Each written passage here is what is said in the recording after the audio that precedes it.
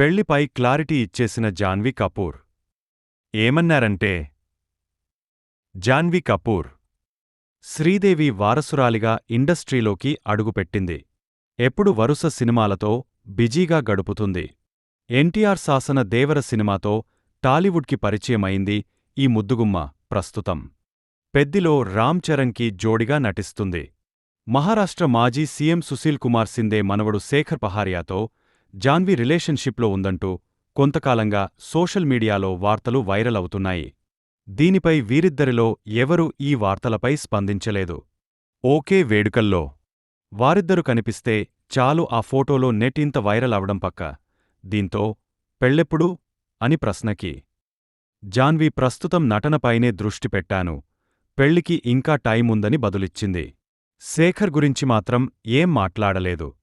ముంబైలో జరిగిన సన్నీ సంస్కారికి తులసి కుమారనే cinema trailer launch ఈవెంట్లో ఈ ప్రశ్నకి సమాధానమిచ్చింది జాన్వీ. వరుణ్ ధావన్కి జోడిగా జాహ్నవి కపూర్ నటించిన చిత్రమిది.